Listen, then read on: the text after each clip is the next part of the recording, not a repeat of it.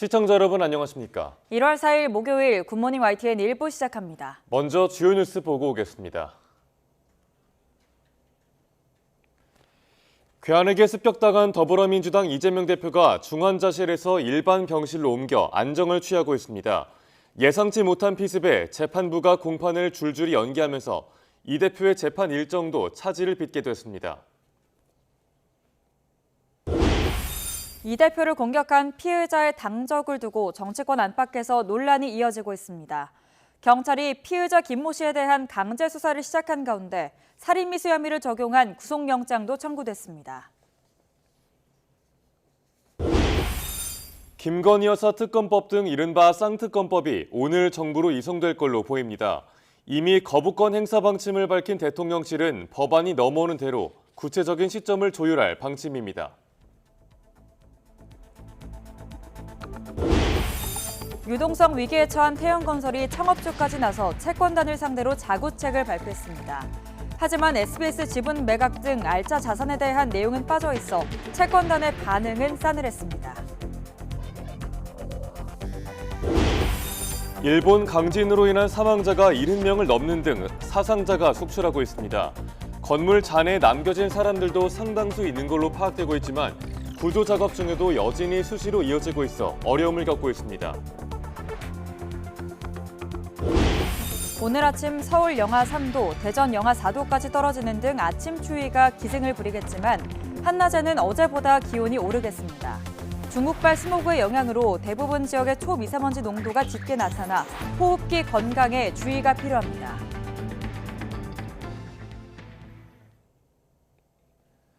첫 소식입니다. 경찰이 이재명 대표를 흉기로 습격한 김모 씨의 주거지와 사무실 등을 압수수색했습니다. 범행을 사전에 계획한 걸로 볼 수 있는 단서가 나와 김 씨에게 살인미수 혐의로 구속영장을 신청했습니다. 김종호 기자가 보도합니다. 승합차에서 내린 경찰관들이 아파트로 향합니다. 1시간여가 지나 상자와 가방을 들고 나와 아무 말 없이 떠납니다. 전자자료 같은 거 확보해 오신 게 있으실까요? 뭐 서류라던가 흉기구입 이력이라던가 유의미한 자료 확보된 게 좀 있을까요? 경찰은 범행 동기 등을 자세히 확인하려고 이재명 대표를 흉기로 습격한 김모 씨 주거지와 사무실 등에 대해 대대적인 압수수색을 벌였습니다. 압수수색 현장 주변에는 김 씨를 알고 지내거나 만난 사람들이 있었는데 조용한 사람이었다고 전했습니다. 성격은 조용하셨었고요. 말씀 잘 안 하시고. 아시는 분께 말씀 안 하세요. 경찰 조사에서 김 씨는 애초 등산용인 흉기를 구해 손잡이를 제거한 거로 드러났습니다. 길이를 줄여 옷 주머니에 숨길 수 있도록 한 겁니다. 손잡이 대신 아랫부분에 테이프를 감아 손에 쥐기 쉽도록 만들었습니다. 경찰 관계자는 흉기 습격을 계획적인 범행으로 볼 수 있는 대목이라고 설명했습니다. 이동 경로도 일부 확인됐습니다.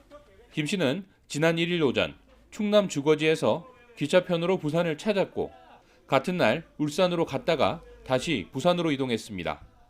지난 1일 이 대표가 봉화마을을 방문했을 때도 김 씨를 봤다는 주장이 나왔지만 그 사람이 어제 봉화마을에도 왔었습니다라고 얘기를 해서 제가 가만히 생각해 보니까 그때도 그 똑같은 걸 들고 어제 범행을 계획했던 것 같은데 경찰은 구체적인 동선에 대해서는 말을 아꼈습니다. 이 대표를 살해할 의도가 있었다는 진술과 함께 범행 동기도 일부 파악한 거로 알려졌지만 역시 공개하지는 않았습니다. 경찰은 압수수색에서 확보한 자료 등을 근거로 김 씨에게 살인미수 혐의를 적용해 구속영장을 신청했습니다. YTN 김종호입니다. 수술 뒤 중환자실에서 치료받던 더불어민주당 이재명 대표는 어제 오후 일반 병실로 옮겨졌지만 아직은 가족 면회만 가능한 상태인 걸로 파악됐습니다. 민주당은 당무 공백 최소화를 공언했지만 90여일 앞으로 다가온 총선 준비는 일정 부분 차질이 불가피해 보입니다. 이준엽 기자가 보도합니다. 2시간 넘게 수술받은 이재명 대표의 각종 의학적 지표는 양호한 것으로 전해졌습니다. 하지만 9mm 이상 깊은 상처로 뇌경정맥 둘레 60% 정도가 손상되고 혈전도 많았던 만큼 당장은 절대적 안정이 필요합니다. 특히 단식 이후에 많은 양의 출혈이 발생했기 때문에 중요 장기에 대한 후유증이 우려되어 향후 예후 관찰이 더욱 필요합니다. 중환자실에서 일반 병실로 옮겼지만 당분간 가족의 면회도 불가능한 상황입니다. 민주당은 이 대표 복귀 전까지 최대한 당무에 차질이 없도록 하겠다고 약속했지만 총선식의 속도 조절은 불가피해 보입니다. 공천관리위원 인선과 공천심사, 인재 영입 등 이재명 대표의 직인이 필요한 사안이 한둘이 아니기 때문입니다. 비례대표 선거제 개편론이나 김건희 여사 특검 후속 대책 등 정무적 판단이 필요한 사안 역시 결국 이 대표의 최종 결단이 전제돼야 합니다. 당원 단계에 정해져 있는 일정과 절차대로 큰 흐름에는 문제가 없을 것으로 저희들은 보고 있고요. 이 대표 피습 사건 이후 잠시 멈춘 국면에 접어들긴 했지만 이낙연 전 대표의 제3지대 신당 등 내용 수습 방안 모색 또한 제동이 걸릴 수밖에 없습니다. 이재명 대표의 복귀 시점은 회복 경과를 조금 더 지켜봐야 의료진이 판단할 수 있습니다. 이 대표의 건강 상태에 따라 민주당의 총선 레이스 시간표가 수정될 수 있다는 전망도 나오고 있습니다. YTN 이준엽입니다. 국민의힘 한동훈 비상대책위원장은 대한노인회를 찾아 민경우 전 비대위원의 노인 비하 발언 논란을 직접 사과했습니다. 민주당 이재명 대표 피습 사건의 충격이 가시지 않은 상황에서 비대위를 둘러싼 잡음을 최소화하고 여론 추이를 살피는 데 집중하는 분위기입니다. 조성우 기자입니다. 국민의힘 한동훈 비상대책위원장이 서울 용산구 대한노인회 사무실을 방문했습니다. 한 위원장이 임명했던 민경우 전 비대위원의 노인들이 너무 오래 사는 게 비극이란 취지의 발언 때문입니다. 해외에 있던 김호일 노인 회장에게 한 차례 전화로 사과한 데 이어 얼굴을 보고 직접 고개를 숙인 겁니다. 저희가 처음 출범하는 과정에서 본의 아니게 마음 아프게 해드린 점에 대해서 제가 제 책임입니다. 제가 정말 죄송하다는 말씀을 어르신들께 드립니다. 비대위가 닻을 올리자마자 동력을 떨어뜨릴 수 있는 잡음이 일자 신속하게 대응에 나선 걸로 해석됩니다. 민주당 이재명 대표 피습 사건에 대해서는 용납할 수 없는 폭력 행위라며 거듭 목소리를 높였습니다. 지도부 역시 소속 의원들에게 이 대표 쾌유 기원 외에는 불필요한 발언을 자제해달라고 함구령을 내렸습니다. 진영을 넘어 같은 시대를 사는 동료 정치인으로서 다시 한번 이재명 대표께 안타까운 마음을 전하며 쾌유를 빕니다. 상대당 대표가 정치 테러를 당한 상황에서 자칫 설화 논란이 불러올 수 있는 역풍을 경계하는 걸로 풀이됩니다. 여권 안팎에선 이재명 대표 피습으로 한동훈 비대위의 이른바 컨벤션 효과가 반감될 수 있다는 우려의 목소리도 나오고 있습니다. 특히 총선을 앞둔 상황이라 여론의 향배에 더욱 촉각을 곤두세우는 모습입니다. YTN 조성호입니다. 민원사주 의혹과 관련한 안건을 다룰 걸로 예상됐던 방송통신심의위원회 회의가 여권 위원들의 불참으로 무산됐습니다. 시민단체와 민변 등은 잇따라 성명을 통해 명백한 직권 남용이자 조직적인 언론 탄압이라며 류임 위원장의 해촉을 촉구하고 있습니다. 류 위원장은 관련 의혹을 제기한 신고자에 대해 수사를 의뢰하고 내부 감사에 나선 상태입니다. 윤성훈 기자입니다. 새해 첫 방송통신심의위원회 전체 회의가 류일임 위원장 등 여권위원 4명의 불참으로 무산됐습니다. 가족과 지인을 동원한 류 위원장의 민원 사주 의혹 관련 안건을 처리하기 위한 회의가 여권 우위 구도 속에 결국 불발된 겁니다. 방심위는 위원 4명이 예정된 일정 때문에 부득이하게 회의 참석의 어려움을 밝힘에 따라 회의가 개최되지 않았다고 밝혔습니다. 이에 대해 언론 시민단체와 방심위 노조는 민원 사주 의혹이 불거진 류 위원장이 스스로 사퇴하거나 정부가 해촉을 결단해야 한다고 목소리를 높였습니다. 무엇보다 뉴스타파 인터뷰 관련 민원 60여 명 중에 40여 명이 류 위원장 가족과 지인 등 사적 이해관계자로 추정된다고 주장했습니다. 이 가운데 류 위원장과 같이 활동한 미디어연대 간부와 거의 동일한 글을 가족과 경주 엑스포 관계자들, YTN 관계자들까지 동원된 정황이 드러났다며 조직적인 언론 탄압이라고 비판했습니다. 그 가족과 친인척, 지인들은 이런 식의 유희림이 원하는 미리 짜맞춰진 각본에 그 명분을 제공하는 민원인으로 참여했습니다. 무엇보다 방송사에 수천만 원 과징금을 의결한 정당성의 의문을 제기하며 류 위원장에게도 같은 잣대를 적용해야 한다고 지적했습니다. 과거 박근혜 정부 시절 방심위 간부가 제3자 명의를 동원해 민원을 넣은 사실이 드러나 파면까지 당했고 이번 정부에서도 정민영 전 방심위원 해촉 사유가 이해충돌 방지법 위반이었다는 겁니다. 류일임 위원장은 방심위 내부에서 이미 탄핵된 것이나 마찬가지입니다. 직원들의 분노가 아우성치고 있습니다. 류일임 위원장이 위반한 법률이 공직자의 이해충돌 방지법입니다. 이에 대해 류 위원장은 민원인 개인정보가 불법 유출됐다며 지난달 말 검찰에 수사를 의뢰하고 강경 대응하고 있습니다. 보수 성향의 언론 단체인 공정언론국민연대도 내부 문서를 토대로 의혹을 제기한 건 공익신고자 보호법을 위반한 행위라며 유출자와 MBC 등을 추가 고발했습니다. 류 위원장의 민원 사주 의혹을 둘러싸고 사퇴 요구가 커지는 가운데 이르면 다음 주 방심위 차기 전체 회의가 열릴 전망입니다. YTN 윤성훈입니다. 김진표 국회의장과 여야 원내대표가 이태원 참사 특별법 쟁점을 조율했지만 합의에 이르지는 못했습니다. 국민의힘 윤지옥, 더불어민주당 홍익표 원내대표는 어제 국회에서 진행된 회동 뒤에 기자들과 만나 진전된 내용이 없어서 내일 다시 협상을 이어가기로 했다고 밝혔습니다. 여야는 특별조사기구 설치 문제를 놓고 이견을 좁히지 못한 걸로 전해졌습니다. 안덕근 산업통상자원부 장관 후보자에 대한 국회 인사청문 경과 보고서가 채택됐습니다. 국회 산업통상자원 중소벤처기업위원회는 어제 전체 회의를 열어 어제 오후 청문회를 진행한 안 후보자에 대한 인사청문 경과 보고서를 통과시켰습니다. 앞서 산자위는 인사청문회를 통해 안 후보자의 전문성과 도덕성 등을 검증했습니다. 신원식 국방부 장관의 독도 영유권 분쟁 발언을 둘러싸고 논란이 일고 있습니다. 지난해 개인 SNS뿐만 아니라 국회 국방위에서도 관련 발언을 한 걸로 나타났습니다. 신 장관은 일본의 터무니없는 주장에 동의한 게 아니라고 해명했지만 여전히 이어지고 있습니다. 김문경 기자가 보도합니다. 신원식 국방부 장관이 국민의힘 의원 시절이던 지난해 3월 개인 SNS에 한일 간에 독도 영유권 분쟁이 있는 건 사실이라는 글을 올렸습니다. 논란이 확산하자 관련 글을 비공개 처리했는데 글을 올린 날 국회 국방위에서도 같은 발언을 한 것으로 나타났습니다. 지금의 적은 북한이지 일본이 아니라는 취지의 말을 이어간 겁니다. 한일 간에 과거사 그리고 독도 영유권 분쟁이 있는 건 사실입니다. 그런데 1945년 8월 15일 군국주의 일본과 지금의 자유민주주의 일본이 같은 국가입니까? 하지만 이는 국방부를 비롯한 우리 정부 입장과 다른 겁니다.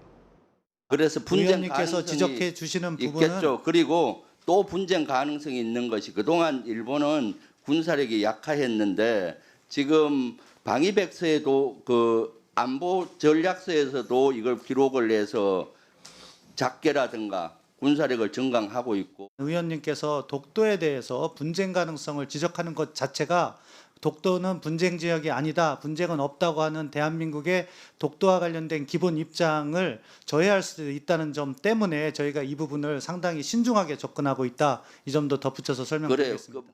정부는 이처럼 독도 영유권에 대해 분쟁 지역이 아닌 대한민국의 고유 영토라고 밝혀왔습니다. 또 독도를 분쟁 지역으로 만들어 대응하려는 일본의 전략을 무시하는 차원에서 과거에는 조용한 외교로 맞받았습니다. 신 장관은 일본의 터무니없는 주장에 동의한 것이 아니라고 해명했지만 독도 분쟁 지역 발언 자체가 우려를 사는 이유도 여기에 있습니다. 일각에서는 정치권이든 정부든 이러한 언급 자체가 우리에게는 아무런 이익이 되지 않는다며 불필요한 논란만 불러오고 있다는 비판도 제기되고 있습니다. YTN 김문경입니다. 김정은 북한 국무위원장의 딸 주애가 유력한 후계자라는 국가정보원의 판단이 나왔습니다. 국정원은 김주애 등장 이후 공개 활동 내용과 예우 수준을 종합적으로 분석한 결과 현재로서는 김주애를 유력한 후계자로 보고 있다고 밝혔습니다. 국정원이 김주애를 유력한 후계자로 판단한다고 공식적으로 인정한 건 이번이 처음입니다.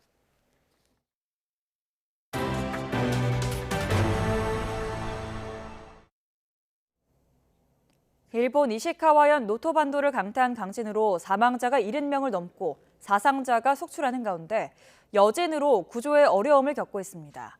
6만 명 가까운 주민들이 긴급 대피했는데 하지만 교통과 통신 장애로 지원도 쉽지 않습니다. 도쿄에서 김세호 특파원이 보도합니다.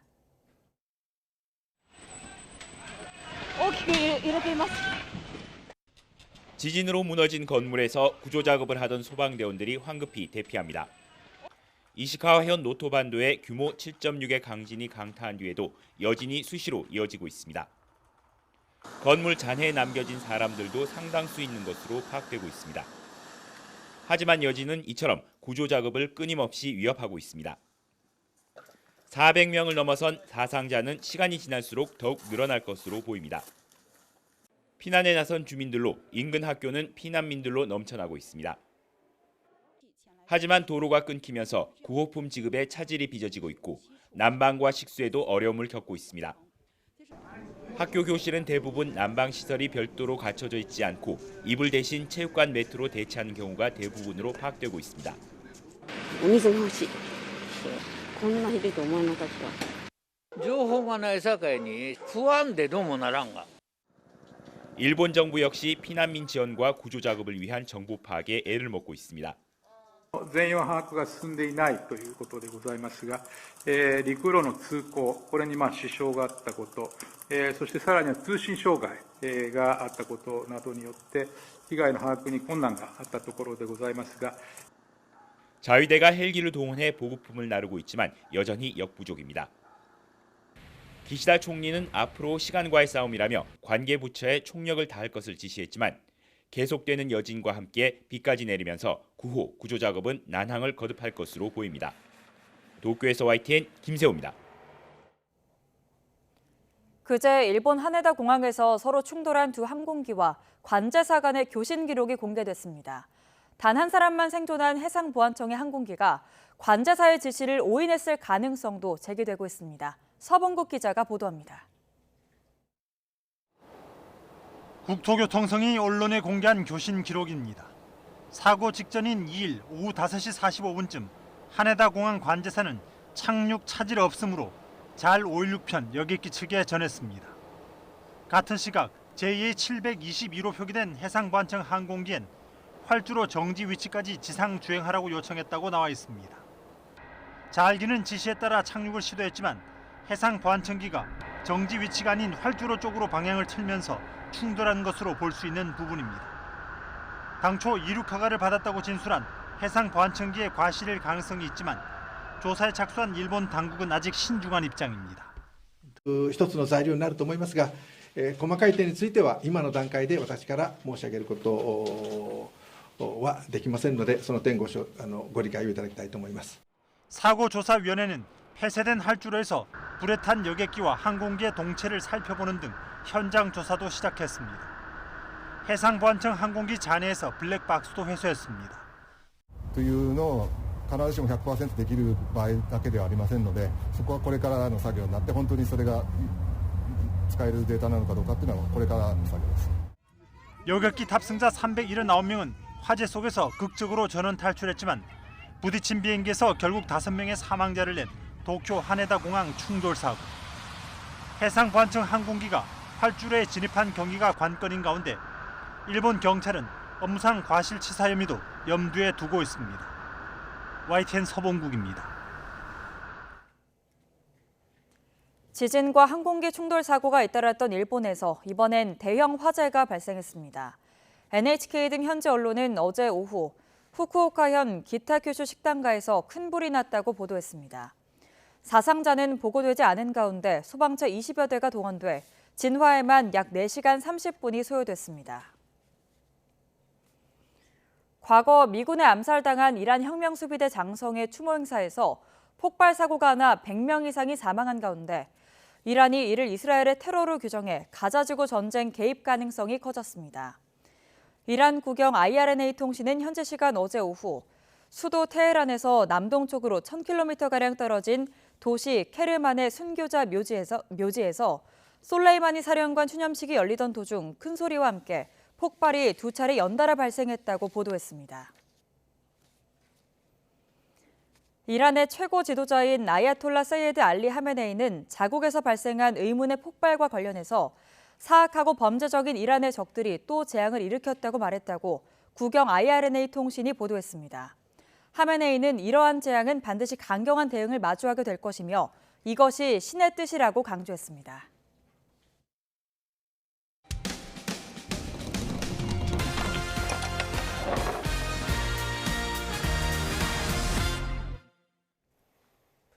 지난 연말 서울로 돌아오는 경춘선 지하철 안에서 한 남성이 다른 여성의 건너편에서 부적절한 행위를 한다는 신고가 접수됐습니다. 하지만 지하철 치안을 맡는 철도 경찰대에서 출동이 늦어지는 등 적절한 조치가 이루어지지 않아 아직 해당 용의자의 행방을 찾지 못하고 있습니다. 제보는 와의 권준수 기자가 취재했습니다. 다른 승객은 찾아보기 어려운 지하철 안. 검은색 외투와 모자 그리고 마스크까지 착용한 남성이 건너편에 앉아 있습니다. 가만히 앉아 있는 것 같지만 자세히 보니 혼자 음란 행위를 하는 듯한 모습이 보입니다. 이를 본 여성 승객은 충격이 컸지만 이 남성과 둘만 있다 보니 공포심에 소리조차 지를 수 없었습니다. 저를 타겟으로 삼는 것 같았고 그때부터 좀 무서웠는데 처음에 진짜 잘못 본 줄 알았고 더 심각한 범죄를 내가 당할 수도 있겠다라는 생각이 들어서 지하철 마지막 칸에 타고 있어 다른 곳으로 도망갈 수도 없던 상황. 겁에 질린 A씨는 한국철도공사 측에 긴급히 문자로 신고했습니다. 하지만 돌아온 건 어떤 소란을 피우는 건지 위해를 가하고 있는지 등의 질문뿐이었습니다. 빨리 와서 도움을 달라고 재촉까지 했지만 다른 곳에 전화로 신고하는 방법을 알려주는 형식적인 답변이 돌아왔습니다. 10분 가까운 시간이 지나고 이 남성은 중간에 내렸는데 막상 신고를 받고 출동한 영무원이나 철도 경찰관도 없었습니다. 대기를 하고 있었으면 바로 잡히는 건데 눈앞에서 놓쳤다 이런 생각밖에 안 드는 것 같아요. 경춘선 엄청 자주 타고 거의 일주일에 한 번은 타는데 결국 A씨는 몇 정거장을 더 지나친 뒤에야 직접 경찰에 신고해 상황을 알렸습니다. 그런데 지하철에서 벌어진 일이라는 이유로 사건은 철도 경찰대로 다시 넘어갔습니다. 도망간 용의자는 신원을 들키지 않기 위해 일회용 승차권을 썼습니다. 그렇다 보니 경찰도 뒤늦게 추적에 나섰지만 수사에 어려움을 겪고 있습니다. 철도 경찰대는 역 주변 CCTV를 분석하며 열차 안에서 음란 행위를 한 남성을 찾고 있습니다. 처음 신고를 받은 한국철도공사 측은 경춘선 철도경찰대가 청량리역과 남춘천역 두 군데에 있어 출동 시간이 30분 이상 소요될 수밖에 없었다고 해명했습니다. 그러면서 기동팀을 주말 등 취약 시간대까지 운영하는 방안을 추진하겠다고 밝혔습니다. YTN 권준수입니다. 한밤중 경기도 광주에서 전기 공급이 끊겨 주민들이 2시간가량 추위에 떨어야 했습니다. 또 퇴근길 서울 지하철 1호선 전동차가 고장이 나면서 승객들이 큰 불편을 겪기도 했습니다. 밤사이 사건 사고 소식 엄윤주 기자가 보도합니다. 칠흑 같은 어둠 속 전등 스위치를 눌러봐도 깜깜하기만 합니다. 냉장고 문을 열어봤더니 전혀 작동하지 않습니다. 오늘 새벽 1시 15분쯤부터 경기도 광주시 오포읍 일대에 정전이 발생했습니다. 전기 공급이 끊기는 바람에 인근에 있던 아파트와 다세대 주택 등 615가구가 개인 난방을 사용하지 못하고 한겨울 추위에 떨어야만 했습니다. 한전은 자체 설비 불량으로 보인다며 정확한 고장 원인을 파악하고 있습니다. 퇴근길 승객들로 가득 찬 지하철 열차가 옴짝달싹하지 않습니다. 승강장은 이미 승객들로 인산이냅니다. 어제 오후 5시 54분쯤 동인천행 1호선 하행열차가 온수역과 역곡역 사이에서 고장이나 멈췄습니다. 터널 내부에서 차량 외부로 이제 불꽃이 수차례 보였어요. 이제 그 불꽃 바로 주변에 있었던 승객들은 진짜 소리 지르고 뭐 망치로 부셔야 되나 막 숨 못 쉬겠다 막 이런 사람들도 있었고 이제 퇴근길이고 1호선이다 보니까 엄청 사람도 빽빽하고 이 사고로 1호선 하행선 일부 구간 열차 운행이 10여 분 지연됐고 승객 500여 명이 역곡역에서 다른 열차나 교통수단으로 갈아타는 등 불편을 겪었습니다. 앞서 어제 오후 4시 반쯤엔 경남 창원시 의창구 도계동에 있는 다가구 주택 4층에서 불이 났습니다. 이 불로 휴가를 나와 집에 머물던 20대 군인이 4층 베란다에서 불길을 피하려다 추락하면서 크게 다쳤습니다. 경찰과 소방당국은 정확한 화재 원인을 조사하고 있습니다. YTN 엄은주입니다. 유동성 위기로 워크아웃을 신청한 태영건설이 채권단을 상대로 자구책을 발표했습니다. 창업주인 윤세영 회장까지 나서 동의를 호소했지만 구체적인 자구 대책을 놓고는 진정성이 보이지 않는다는 평가를 받았습니다. 윤혜리 기자의 보도입니다. 태양건설이 채권단 400여 곳을 대상으로 자구책을 밝히는 설명회를 열었습니다. 5년 만에 경영 일선으로 복귀한 윤세영 태양그룹 창업주까지 나서 동의를 호소했습니다. 윤 회장은 워크아웃 승인 없이는 태영을 되살리기 어렵다며 울먹였습니다. 또 일부 언론에서 부동산 PF 규모가 9조 원이라고 보도했지만 실제 우발 채무는 2조 5천억 원 정도라며 태영건설은 회생 가능성이 있는 기업이라고 강조했습니다. 태영건설이 내놓은 자구책은 크게 4가지입니다. 우선 태영 인더스트리 매각대금 1,549억 원을 유동성 확보에 지원하겠다는 계획입니다. 또 계열사인 에코비트와 블루원 매각을 추진하고 평택 사이로 지분 62.5%를 담보로 제공하겠다고 밝혔습니다. 다만 태영그룹 총수 일가의 사재 출연 규모나 지주사 TY홀딩스가 보유한 SBS 지분 매각에 대한 구체적인 방안은 포함하지 않았습니다.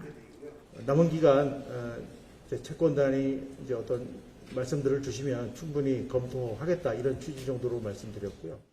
채권단의 반응은 싸늘했습니다.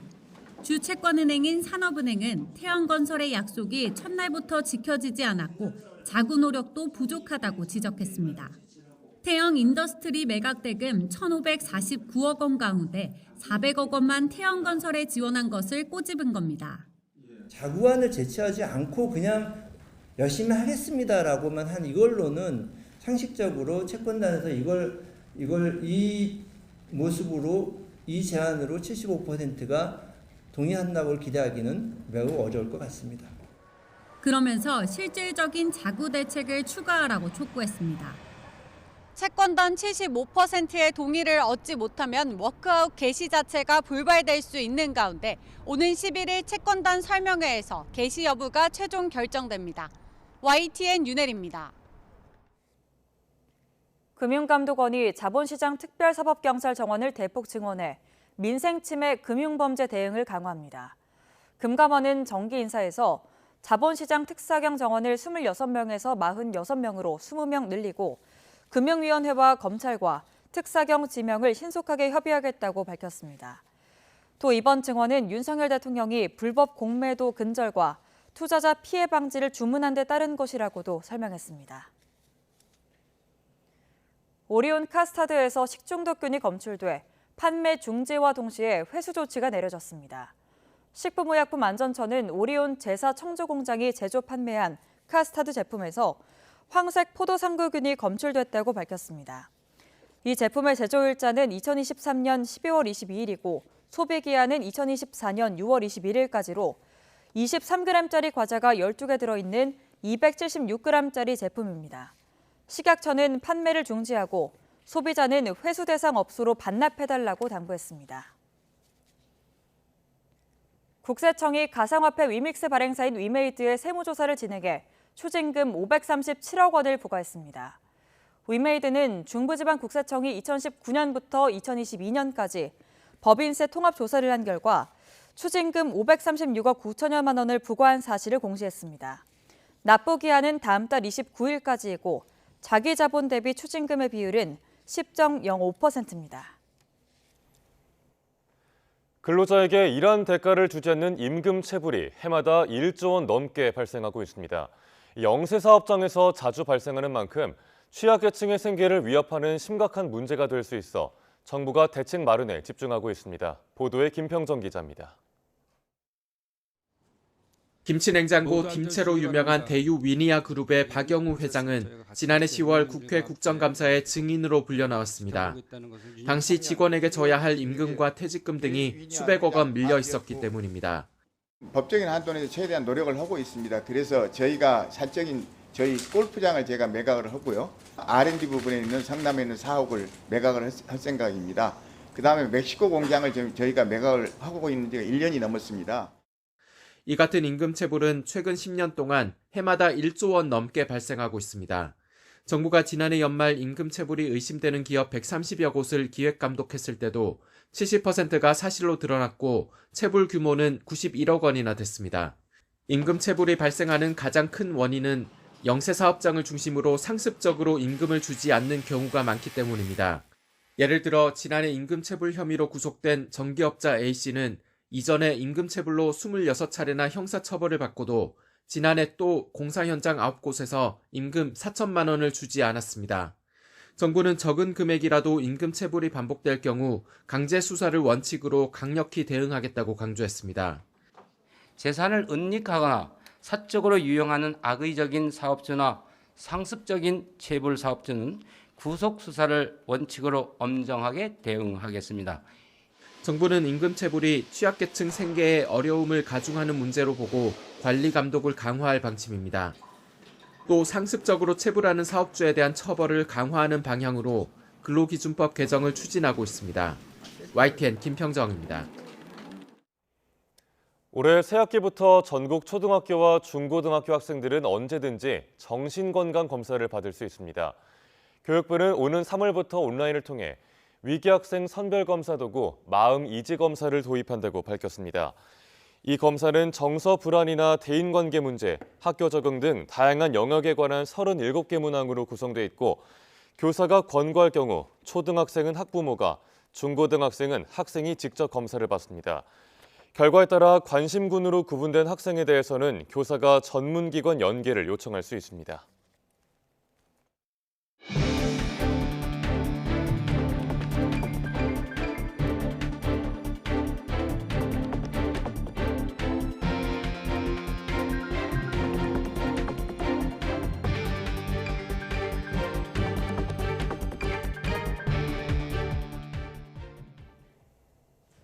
검찰이 더불어민주당 이재명 대표 피습 사건과 관련해 경찰이 신청한 피의자 구속영장을 법원에 청구했습니다. 구속 여부를 판단할 구속 전 피의자 심문은 오늘 오후 2시 부산지방법원에서 열립니다. 부산지검 특별수사팀은 공지를 통해 어젯밤 11시 8분 피의자 60대 김모 씨에 대한 구속영장을 부산지방법원에 청구했다고 밝혔습니다. 더불어민주당은 흉기 피습으로 이재명 대표가 1cm 열상을 입었다는 일각의 보도는 명백한 가짜뉴스라며 내 경정맥에 자상이 확인됐다고 밝혔습니다. 흉부외과 전문의이자 민주당 총선 영입인재 5호인 강청희 전 대한의사협회 부회장은 어제 이 대표가 치료받고 있는 서울 종로구 서울대병원 앞에서 브리핑을 열고 이같이 말했습니다. 더불어민주당 이재명 대표 피습과 관련해 가해자의 당적 문제가 논란이 된 가운데 경찰은 여야로부터 피의자의 당적 여부를 확인했습니다. 국민의힘 장동혁 사무총장은 어제 오후 입장문을 내고 부산경찰청이 정당법에 따라 이 대표 사건 피의자에 대한 당적 확인을 요청했다고 밝혔습니다.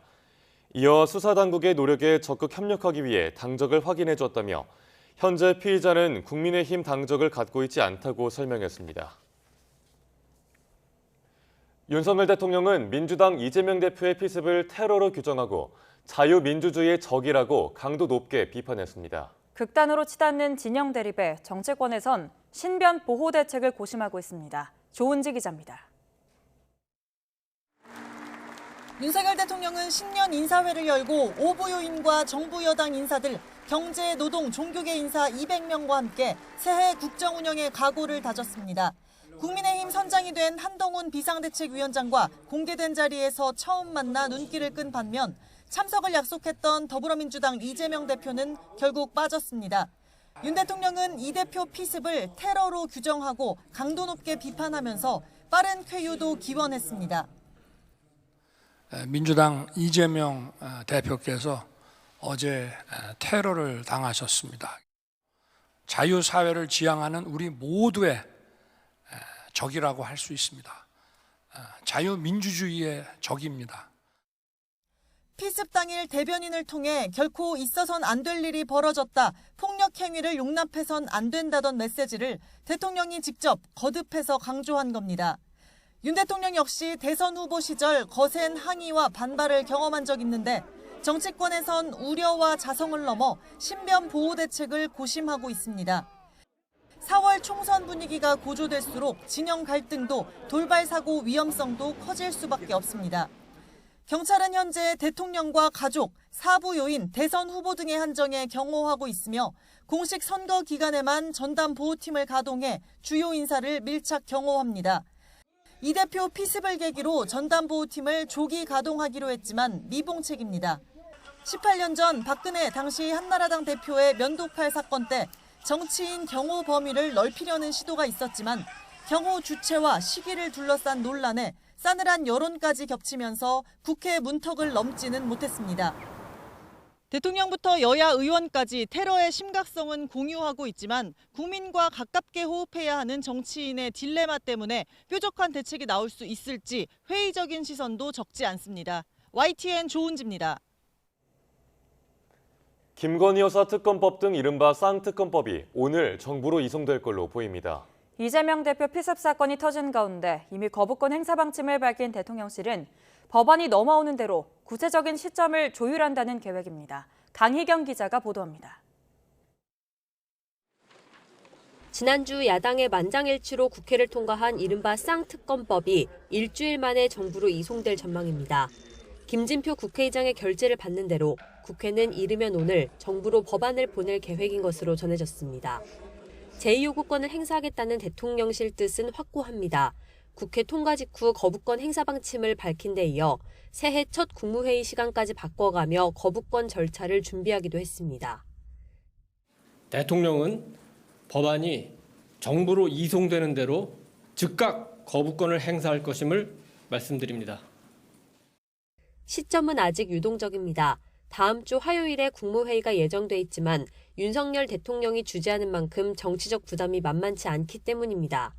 이에 따라 이번 주 총리 주재로 임시 국무회의를 열 가능성이 큰 것으로 전해졌습니다. 이재명 대표 피습 사건도 변수로 떠올랐습니다. 거부권 행사 시점을 미룰 수 있다는 관측이 나왔지만 대통령실은 이재명 대표의 신상 문제와 법안은 별개라고 선을 그었습니다. 언제냐의 문제일 뿐 윤 대통령의 네 번째 거부권 행사가 초읽기에 들어간 겁니다. 야당은 법적 조치를 언급하며 반발하고 있습니다. 중대한 국민적 도전에 직면하게 될 것입니다. 아울러 만약에 거부권 행사할 경우에는 더불어민주당은 모든 법적 조치에 대해서 검토해 보겠습니다.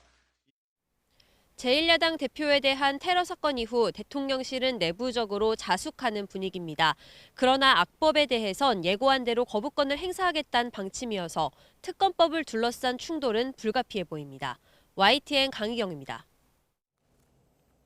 새해 시작과 함께 전국 순회 일정에 들어간 국민의힘 한동훈 비대위원장이 오늘은 야당의 전통적 강세 지역인 호남을 찾습니다. 한 위원장은 오전에 광주 학생 독립운동 기념탑을 찾은 뒤 5.18 민주묘지를 방문해 참배할 예정입니다.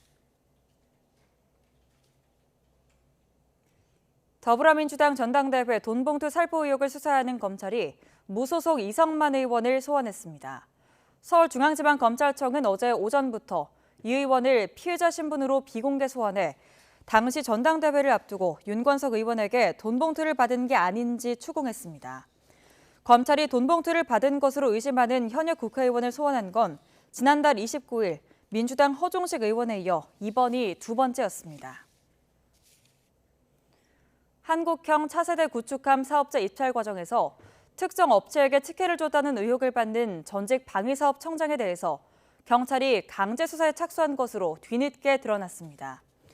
경찰청 국가수사본부 중대범죄수사과는 왕정홍 전 방위청장을 직권남용 등 혐의로 피의자 신분으로 전환하고 지난달 1일 왕 전 청장의 자택과 휴대전화를 압수수색했다고 밝혔습니다. 사이드미러가 접혀있지 않은 채 주차된 차량을 대상으로 한 절도 사건 소식, 지난해 여러 차례 전해드렸는데요. 이번엔 인천에서 도로에 주차된 차량까지 훔쳐서 달아난 사건이 발생해 경찰이 3인조 절도 용의자 추적에 나섰습니다. 부장원 기자가 단독 보도합니다. 어둠이 짙게 내리깔린 새벽, 골목에 앳돼 보이는 남녀가 나타납니다. 도로에 주차된 차들 가운데 하나를 콕 집어 가리키면서 다가간 남성은 조심스럽게 조수석 문을 열어봅니다. 차 주위를 돌며 눈치를 보더니 자신의 차인 양 타보기도 합니다. 여성도 주변을 살피며 망까지 봐줍니다. 차 주인으로 착각할 수 있는 두 사람, 사실 차량 절도범 일당이었습니다. 뒷좌석까지 꼼꼼하게 확인한 두 사람은 몇 분 뒤 떠났지만 1시간여 뒤 이 남성은 또 다른 남성과 함께 돌아왔습니다. 이번엔 망설임 없이 운전석 쪽으로 향하더니 같이 온 일행과 차를 몰고 유유히 사라집니다. 몇 시간 뒤 출근길에 차량이 사라진 사실을 알아챈 차주는 CCTV에 녹화된 이들의 대담한 범행에 충격을 감추지 못했습니다. 가게 업무용으로 쓰는 차량이어서 차 키를 자주 놔두고 다니는데요. 아침에 나와서 차를 봤는데 차가 없어진 거 보고서 몇 분간 좀 멍 때리고 있다가 CCTV를 확인해 보니까 차량을 자주 갔더라고요. 신고를 접수한 경찰은 인근 초등학교 앞에 주차된 차량을 발견했지만 곳곳에는 흠집이 났고 열쇠도 없는 상태였습니다. 차량이 범죄에 이용되거나 큰 사고에 연루될 수 있을 뻔한 아찔한 상황. 경찰은 유사 사건과의 연관성을 검토하는 동시에 CCTV를 바탕으로 용의자 3명을 추적하는 데 힘을 쏟고 있습니다. YTN 부장원입니다. 산후조리원은 이제 산모 10명 가운데 8명이 이용할 정도로 출산 후에 필수 코스가 됐습니다. 문제는 2, 3주 동안 지내는 가격이 수백만 원에서 많게는 수천만 원까지 부담스러울 정도로 비싸다는 건데요. 자치단체 공공산후조리원이 대안이 되고 있습니다. 홍성욱 기자가 소개합니다. 강원도 화천에서 셋째를 출산한 김미래 씨. 산후조리원에서 눈에 넣어도 아프지 않을 태명 라봉이를 돌봅니다. 산모가 낸 비용은 0원. 화천군 공공산후조리원을 이용한 덕분입니다. 이제 조리원 비용 얘기하면 다들 진짜 애기 못 낳겠다고 그렇게 얘기하는데 진짜 너무 좋죠. 저는 더군다나 셋째다 보니까 이제 그런 금전적으로도 너무너무 만족하면서 조리하고 있어요. 지역에 주민등록을 두고 1년 이상 거주한 산모에게는 180만 원 조리원 비용 전액이, 1년 미만 거주한 산모는 절반이 감면됩니다. 한 번에 5명 산모와 아기가 지낼 수 있는데 안마침대와 의자, 반신욕기기 등 편의시설을 갖췄습니다. 간호사와 간호조무사, 피부관리사, 조리사 등 직원 14명이 근무하면서 1:1 수준의 산모와 신생아 간호 서비스를 제공합니다. 화천군이 산후조리원에 눈을 돌린 건 출산율 때문. 다른 지역보다 낮다고는 하지만 2018년부터 출산율이 점점 줄기 시작해 2021년 1.2명까지 떨어졌는데 공공조리원이 문을 열자 예년 수준을 회복하고 있습니다. 아이들을 잘 키울 수 있는, 아기들이 행복해질 수 있는 그런 정책들을 많이 펴고 있는 것 같습니다. 그거하고 맞물려서 저희 조리원도 평가가 좋아지고 있는 것 같습니다. 개원 2년 만에 벌써 200여 명 산모가 다녀간 화천 공공산후조리원. 출산가 전 경제적 부담을 줄이고 출산율까지 견인하는 효과를 톡톡히 보고 있습니다. YTN 홍석입니다.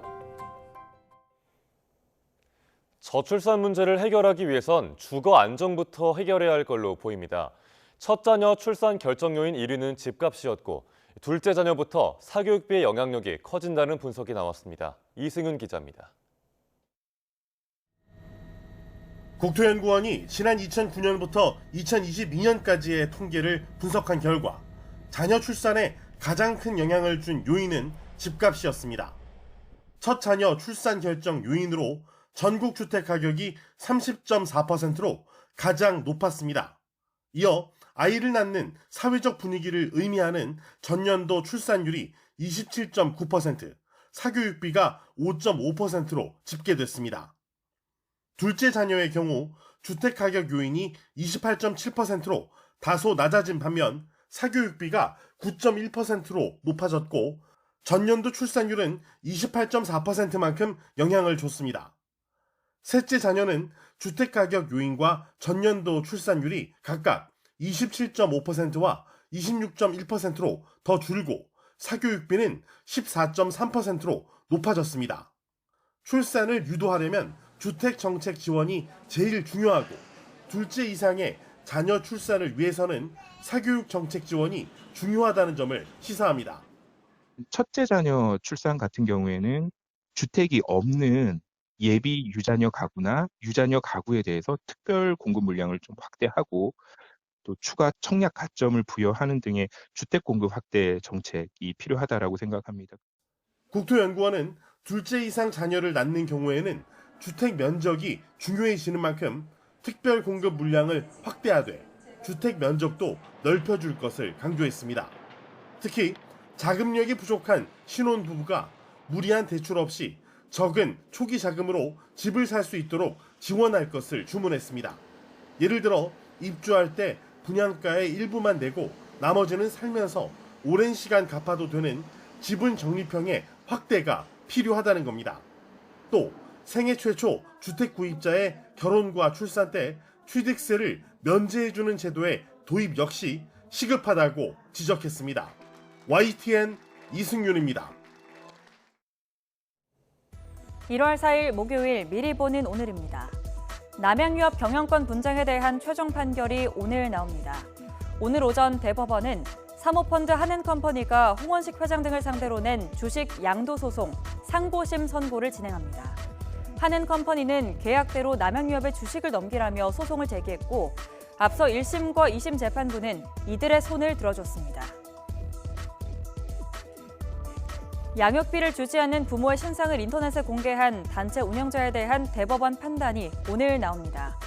오늘 대법원은 명예훼손 혐의로 기소된 구본창 전 배드파더스 대표의 상고심 선고 공판을 진행합니다. 문화재청은 지난달 낙서로 훼손된 경복궁 영추문 주변 담장의 1단계 보존 처리를 마치고 오늘 그 현장을 공개합니다. 최응천 문화재청장은 오늘 오전에 국립고궁박물관에서 낙서 제거 등 복구 현황과 함께 4대 궁궐과 왕릉 등 국가유산의 훼손을 막기 위한 종합대책을 발표하기로 했습니다. 에버랜드가 오늘부터 매일 오전에 쌍둥이 아기 판다 루이바오와 후이바오를 일반에 공개합니다. 또 조만간 엄마 아이바오와 아빠 러바오, 또 언니 푸바오까지 5 판다 가족을 동시에 볼 수 있는 시간도 마련한다고 하는데요. 루이바오와 후이바오는 지난해 에버랜드에서 자연 번식으로 태어난 국내 첫 쌍둥이 암컷 판다입니다. 지금까지 미리 보는 오늘이었습니다.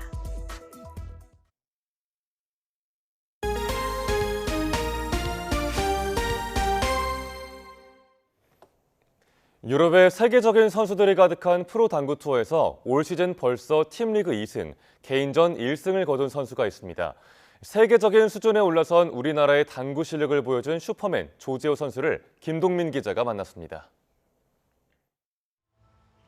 슈퍼맨 조재호 선수가 하이원 리조트 챔피언십에서 레펜스를 꽂고 이번 시즌 첫 우승을 차지합니다. 1라운드 우승해가지고 포스트 시즌 확정을 처음 졌을 때 그때가 가장 깊었었던 것 같고 하이원 때 우승은 다행이다. 이번 시즌에도 하나는 했구나. 자신만의 전용 연습장에서 훈련은 거의 매일 하는 편이지만 공을 많이 치지는 않습니다. 빨리 치면 10초, 15초 안에 공을 선택을 해서 빨리 치는데 연습을 할 때는 되려 모든 코스와 힘 조절과 다 배분해서 생각 다 끝마치고 한 큐를 치는 연습을 하거든요. 그러면 한 10큐 치면 10분이 금방 지나가죠. 당구 동호인의 실력이 느는 팁과 멀리 있는 공의 두께 조절 방법에 대해 묻자 프로다운 답변이 돌아옵니다. 핸디는 올리셔야 더 열심히 치고 그 한 점을 올려야 더 한 게임이라도 더 잘 치려고 하고 노력을 하시는데 그 핸디를 안 올림으로써 안 넣으시는 분들이 제가 봤을 때는 한 80-90% 되세요. 나의 자세를 믿고 한 발짝 뒤로 물러서셔서 바라보면서 엎드리는 습관을 들이시면은 두께가 훨씬 좋아지실 겁니다. 라고 당구의 매력으로는 어렵다는 것을 꼽았습니다. 에버 1이라는 숫자를 치기가 정말 어려운 스포츠거든요. 근데 우리나라 사람들이 또 쉬운 것보다는 또 약간 어려운 걸 또 좋아하는 그런 민족인 것 같아요. 세계적인 선수들이 즐비한 PBA 투어에서 발군의 실력으로 한국 당구의 자존심을 지켜준 조재호. 연습장에서의 그의 눈빛은 이제 2024년 챔피언을 종조준하고 있습니다. 5라운드 끝나고 나면 포스트 시즌. 그 포스트 시즌을 들어가면은 우승해야죠. YTN 김동민입니다. 우리 문화유산에 대한 관심이 커지면서 박물관의 주요 유물을 활용한 상품 매출이 늘어난 걸로 나타났습니다. 국립박물관 문화재단은 지난 한 해 박물관 상품 매출이 지난해보다 27% 증가한 149억 원으로 집계됐다고 밝혔습니다. 가장 많이 팔린 상품은 반가사유상을 작은 크기로 만든 반가사유상 미니어처로 약 4,400개가 팔려 2억 7,400만 원의 매출을 올린 걸로 집계됐습니다. 캄보디아의 앙코르와트 사원 중앙탑 보수 정비 사업에 우리 정부가 참여합니다. 이집트 최대 규모의 신전으로 꼽히는 라메세움 신전탑 복원 사업에는 올해 증액된 국제개발협력 기금이 지원될 예정입니다. 문화재청은 올해 국제개발협력과 관련한 예산이 지난해보다 173% 늘어난 130억 8천여만 원으로 증액됐다며 이같이 밝혔습니다. 헤즈볼라 지도자 하산 나스랄라는 이스라엘군이 레바논 수도 베이루트 외곽을 폭격해 하마스 고위인사가 숨진 데 대해 침묵할 수 없는 중대 범죄라고 밝혔습니다. 나스랄라는 현지 시간 3일 TV 연설에서 이스라엘을 향해 레바논에 대해 전쟁을 벌이려 한다면 어떤 제한도, 규칙도, 구속도 없이 싸울 것이라며 이같이 말했습니다. 이스라엘군은 전날 베이루트 외곽에 하마스 사무실을 공습해 하마스 정치국 부국장이며 하마스 서열 3위로 평가받는 살레흐 알 아리를 포함해 총 6명이 사망했습니다. 지난해 전 세계 평균 기온이 역대 최고치를 기록할 것이 확실시되는 가운데 올해는 더 더울 수 있다는 관측이 잇따라 나왔습니다. 현지 시간 2일 미국 일간지 워싱턴 포스트는 주요 기상관측기관과 기후 전문가들을 인용해 엘니뇨 현상의 영향으로 올해 기온이 지난해보다 더 높을 수 있다고 보도했습니다. 지난해 12월 공식 기온은 아직 발표되지 않았지만 연간 평균 기온이 역대 가장 더웠던 해인 2016년을 넘어설 걸로 보입니다. 밤사이 북서쪽에서 찬 공기가 남하하면서 오늘 아침은 반짝 추위가 찾아왔습니다. 현재 서울 기온은 영하 2.7도로 어제 같은 시각보다 5도나 낮은데요. 한낮에는 영상 6도까지 올라 다시 예년보다 온화한 날씨를 되찾겠습니다. 오늘 전국이 대체로 맑겠지만 아침까지 중부 내륙을 중심으로 가시거리 200m 미만의 짙은 안개가 끼겠습니다. 도로 살얼음이 나타나는 곳이 있어 교통안전에 각별히 유의하셔야겠습니다. 낮이 되면 안개는 거치겠지만 미세먼지 때문에 시야가 답답하겠습니다. 오늘 대기가 정체되면서 대부분 지역의 초미세먼지 농도가 나쁨 수준을 보이겠습니다. 오늘 아침은 어제보다 2에서 5도가량 낮게 출발하고 있습니다. 현재 서울 기온은 영하 2.7도, 춘천 영하 5.7도를 보이고 있고요. 한낮에는 어제보다 또 예년보다 높아 온화함이 감돌겠습니다. 서울 6도, 대전 8도, 광주와 대구 9도가 예상됩니다. 다가오는 주말부터는 영하권 추위가 계속되겠고요. 갈수록 추위의 기세는 더 강해질 전망입니다. 날씨였습니다. 굿모닝 YTN 1부 마칩니다. 잠시 후 2부가 이어집니다. 함께해 주신 여러분 고맙습니다.